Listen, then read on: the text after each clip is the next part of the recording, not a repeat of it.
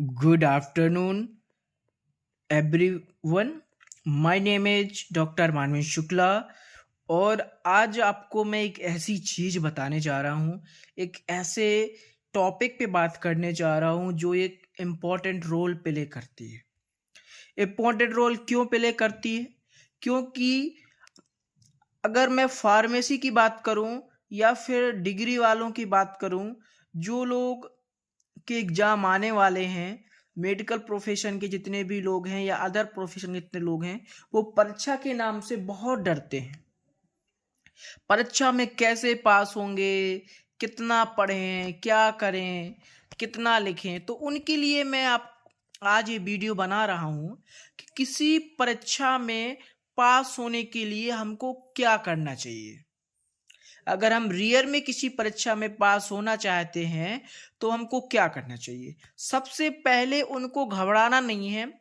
उनको क्या करना है, नियमित तय घंटे में पढ़ाई करना। जैसा कि आपको स्क्रीन में दिख रहा है कि मैंने कुछ पॉइंट्स लिखे हुए हैं कि आप क्या करें, नियमित तय घंटे में पढ़ाई करें। यानी आपको क्या करना है कि जैसे आप दिन में 8 घंटे पढ़ते हैं, तो कल ऐसा नहीं करो कि कल हम 10 घंटे पढ़ें या एग्जाम के टाइम 15 घंटे पढ़ने लग जाएं या 12 घंटे। नहीं, आप रोज पढ़ाई करो, 8 घंटे स्टडी करो, ना उससे ज्यादा और ना उससे कम। यानी आपको 8 घंटे डेली स्टडी करना है। आपको नोट्स तैयार करके रखना है। नोट्स में हाईलाइट कर दो जो इम्पोर्टेंट टॉपिक हो, इम्पोर्टेंट पॉइंट्स हो। जैसे किसी इम्पोर्टेंट डेट की बात होगी, किसी महत्वपूर्ण राइटर होगा, किसी महत्वपूर्ण समय की बात की होगी, कोई महत्वपूर्ण बात बता रहे हैं तो उसको आप हाईलाइट कर सकते हो। तो पहली बात तो मैं आपसे बोल रहा हूं कि आप नियमित घंटे में पढ़ाई करें, यानी रोज 8 घंटे। जिस जिस टाइम पे आप पढ़ाई करते हो उसी टाइम पे करें। रोज प्रैक्टिस करें। ये नहीं कि आपने आज एक क्वेश्चन पढ़ लिया और फिर अगला क्वेश्चन नहीं पढ़ा और फिर क्या किया, फिर उस क्वेश्चन का कभी रिवीजन भी नहीं किया।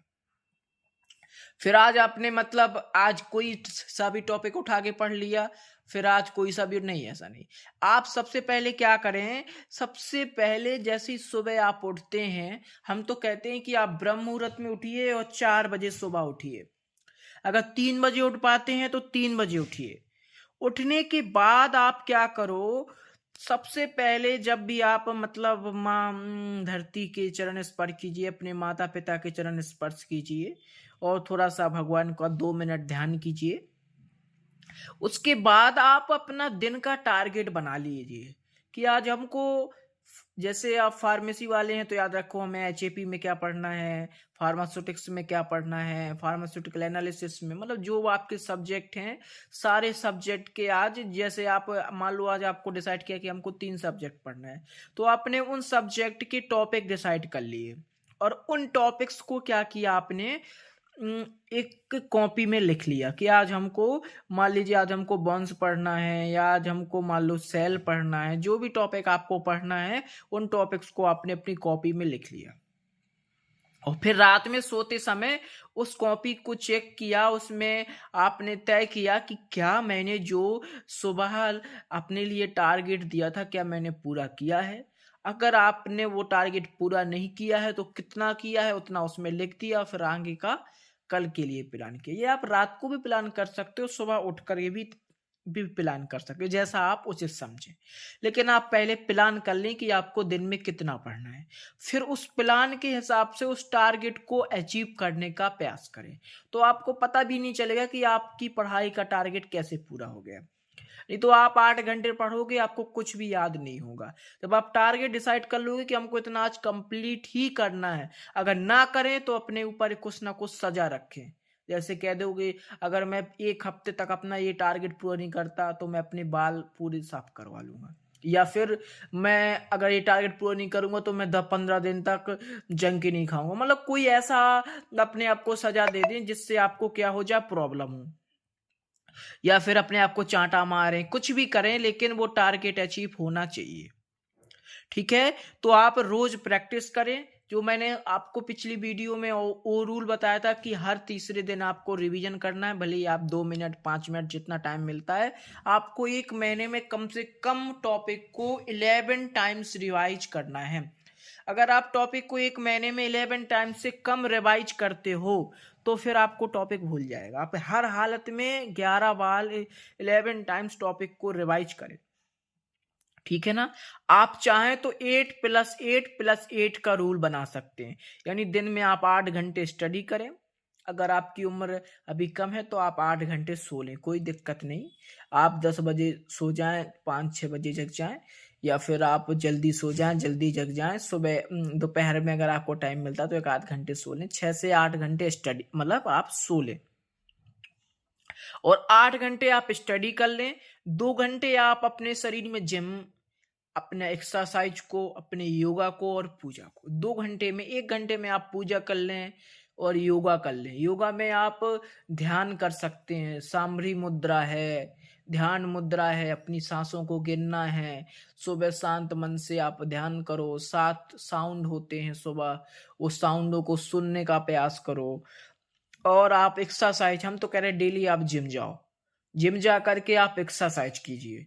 एक्सरसाइज करोगे तो आपका शरीर बनेगा। तो हम तो कह रहे हैं कि आप डेली शरीर के लिए 2 घंटे दो। और आप कोई भी ऐसी चीज मत खाओ जिसमें कोलेस्ट्रॉल हो। कोलेस्ट्रॉल में भी VLDL और LDL यानी वेरी लो डेंसिटी लिपोप्रोटीन और लो डेंसिटी लिपोप्रोटीन, ये दोनों चीज आपके लिए बहुत हानिकारक है। HDL थोड़ा सा आपके लिए फायदेमंद है। तो आप ऐसी चीजें ना खाओ जिसमें कोलेस्ट्रॉल मिलता हो या फिर हानिकारक हो, आपकी लीवर को या किडनी को खराब कर दे। इसलिए आप ऐसा भोजन करो जो आपकी हेल्थ के लिए अच्छा हो।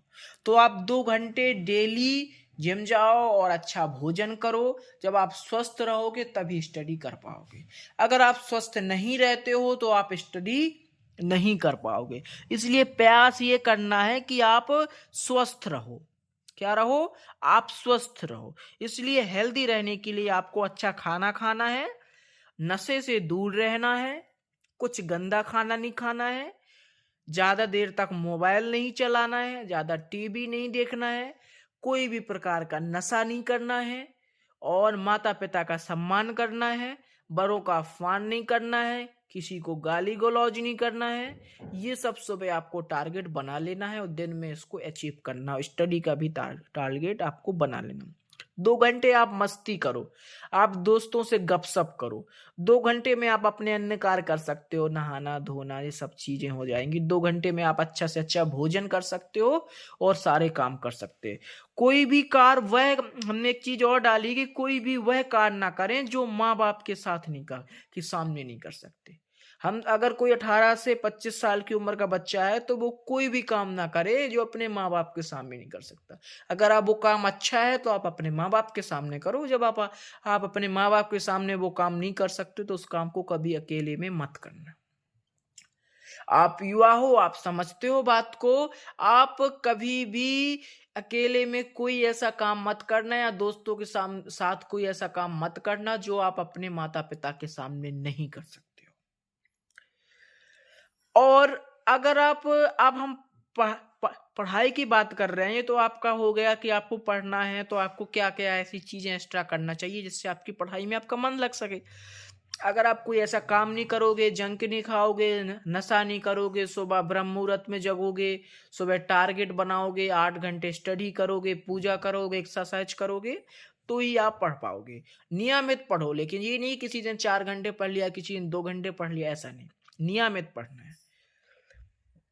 किसी भी टॉपिक को पढ़ो तो ऐसा नहीं कि उसके इंपॉर्टेंट देख लो, नहीं, उसके कॉन्सेप्ट पे जाओ। उसका जब तक बेस समझ में नहीं आए कि वो बोलना क्या चाहता है, इसका मतलब क्या है, तब तक उसको मत छोड़ो।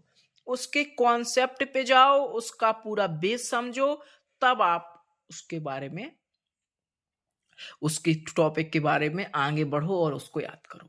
ठीक है ना? जब तक उसका कॉन्सेप्ट समझ में नहीं आए, या फिर जो टीचर आपको पढ़ाते हैं वो एक बार नहीं, उनसे 10 बार 15 बार, जब तक आपको समझ में नहीं आता तब तक आप पूछो। जब आपको टीचर पढ़ाए तो पूरा ध्यान क्लास में लगाओ, मोबाइल मत चलाओ क्लास में। क्लास में दूसरी चीजों पे बात मत करो, अपने दोस्तों से भी बात मत करो। आप केवल ये देखो कि मैं हूं, मेरी क्लास में सर हैं और उनके हाथ में मार्कर है या फिर चौक है, बोर्ड है, बस। और कोई चीज आपको नहीं दिखना चाहिए। जब तक आपका कॉन्सेप्ट समझ में नहीं आए तब तक आप उनसे पूछो, या फिर अगर सेल्फ स्टडी कर रहे हो तब पढ़ो। इसके बाद एग्जाम में आपका सबसे बड़ा डाउट रहता है कि एग्जाम में कैसे लिखें। एग्जाम में अगर आप लिखना चाहते हैं तो सबसे पहले एग्जाम में क्या, जाने के पहले आप हर क्वेश्चन की आउटलाइन बना लें। आपने क्वेश्चन नंबर 1 डाला, आपको जो सबसे अच्छा लगता है सबसे पहले लिखें और उसकी आउटलाइन बना लें कि हमको इसमें ये लिखना। जैसे आप निबंध में बनाते हो ना रूपरेखा, उसी तरह से आप क्वेश्चन में आउटलाइन बना लेना, ठीक है ना। इसमें आप इंट्रोडक्शन लिख सकते हो, मान लो कोई डिसीज लिख रहे हो तो उसके टाइप्स लिखोगे, फिर उसके कॉजेस लिखोगे, उसके पैथोफिजियोलॉजी लिखोगे, फिर उसका ट्रीटमेंट लिखोगे, फिर उसके ट्रीटमेंट में जो दवा आएगी उसके एडवर्स इफेक्ट, साइड इफेक्ट, जो भी आप लिखना तो पहले आप बना लो। और हेडिंग सबसे ज्यादा लिखो। आप अगर वी फार्मा के या फिर फार्मेसी के स्टूडेंट हो तो हम प्रयास बोल रहे हैं कि सबसे ज्यादा आपको एग्जाम में हेडिंग्स लिखनी है। आपको पॉइंट वाइज लिखना है, ये नहीं कि आप पैराग्राफ भरते जा रहे हो। एक एक पॉइंट लिखो और जैसा ही लिखो उसको हाईलाइट करो। इंपॉर्टेंट डेट है, इंपॉर्टेंट कोई राइटर का नाम है उसको लिखो, लेकिन पॉइंट वाइज लिखो, ठीक है ना। अगर आप पॉइंट वाइज लिखोगे तो आपको सारी चीजें समझ में आ जाएंगी। और अगर आप कैसे लिखोगे, अगर आप पैराग्राफ वाइज लिखोगे तो फिर वो आपको अच्छे नंबर नहीं मिलेंगे। तो सबसे पहले आपको हेडिंग, क्या बोला था मैंने, सबसे पहले आउटलाइन बना लो, हेडिंग ज्यादा लिखो, पॉइंट वाइज लिखो, इंपॉर्टेंट डेट लिखो, ठीक है ना। उसके बाद में आपको क्या करना है, आपको अगर उस क्वेश्चन में डायग्राम है तो सबसे पहले स्ट्रक्चर सीखो। आपको भी अभी जब भी आप क्वेश्चन पढ़ो तो उसमें देखो कि इसमें स्ट्रक्चर कितने, तो पहले स्ट्रक्चर आप सीख लो। और एग्जाम में भी आपको स्ट्रक्चर ज्यादा लिखना है, आपको फ्लो चार्ट में ज्यादा लिखना है। स्ट्रक्चर में ज्यादा लिखना है, फ्लो चार्ट में आपको ज्यादा लिखना है। आपको उसके क्लासिफिकेशन को लिखना है, यानी कैसे लिखना है, पॉइंट वाइज लिखना है, हेडिंग ज्यादा लिखना है, डायग्राम बनाना है, स्ट्रक्चर बनाना है, फ्लो चार्ट में लिखना है। अगर ऐसे लिखोगे तो आप दुनिया की कोई ऐसी ताकत नहीं जो आपको पास होने से रोक दे, ठीक है ना। तो पहले तो आप एक नियम बना लो कि हमें सुबह जल्दी उठना है।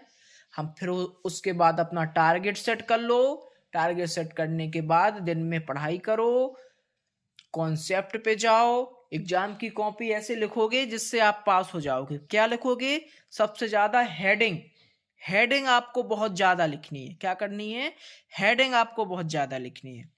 पॉइंट वाइज लिखना है, कभी भी ध्यान रखना, कभी पैराग्राफ वाइज मत लिखना, पॉइंट जितने लिख सकते हो लिखो। इंपॉर्टेंट डेट, कोई साइंटिस्ट का नाम है तो वो लिखना है, फ्लो चार्ट बनाना है, ठीक है ना।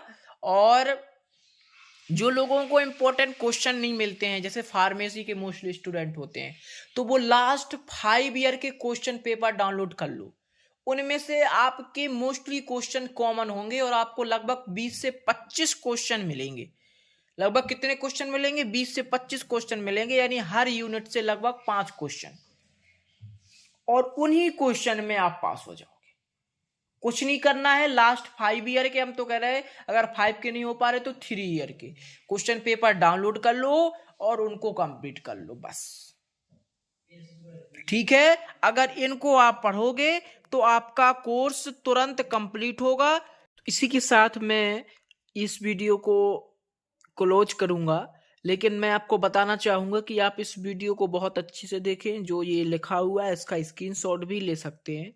आप एग्जाम में बिना ही किसी रुकावट के साथ लिखें, बिल्कुल मत डरें। अगर आप इस तरह से पास होंगे तो आपको लोग देखेंगे कि हाँ, और मैं तो कहता हूँ पास बस नहीं होंगे, आप टॉप करोगे। आप इस तरीके को अपनाओ, कोई भी ऐसा काम मत करो जो माँ बाप के सामने नहीं कर सकते। 2 घंटे आपको शरीर को देना ही है। जिम जाओ, पक्के से सभी लोग जिम जाओ, चाहे उसकी जो भी है, जो जिम के बिना मत रहो, जिम जाना ही है। नेचुरल खाना खाना है, जंक फूड नहीं खाना है।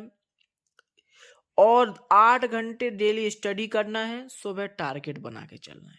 माता-पिता का सम्मान करें, पूर्वजों का सम्मान करें, भगवान की पूजा करें और मेरे चैनल को भी सब्सक्राइब करें, ताकि मैं आपको एक ऐसी-ऐसी चीज़ें लेकर के आऊँ जो आपके करियर के पर्पज़ से बहुत इम्पोर्टेंट है।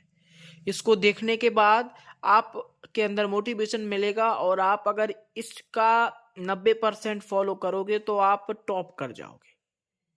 इसलिए चैनल को सब्सक्राइब करें। जय श्री राम दोस्तों, जय हिंद, जय भारत। और इस वीडियो को पूरा अंत तक देखें और एक-एक चीज़ समझें। ना समझ में आए तो 2 बार 3 बार देखें। अपने उन कमज़ोर दोस्तों के पास भेजें जो परीक्षा के नाम से बहुत डरते हैं। उनसे बोल दो भैया मानवेंद्र सर की ये 10-15 मिनट की वीडियो देख लो, उनका ये तरीका फॉलो कर लो। कोई भी चीज़ आपको ऐसी नहीं है, आपको कोई भी फेल नहीं कर सकता। बस अपना टारगेट बना लो और आप पास हो जाओगे। जय श्री राम। और आपका दिन शुभ हो, आपकी रातें शुभ हो, आपकी ज़िंदगी अच्छी रहे, मैं भगवान से दुआ करूँगा। और इस चैनल को सब्सक्राइब करें, लाइक करें। धन्यवाद दोस्तों। जय श्री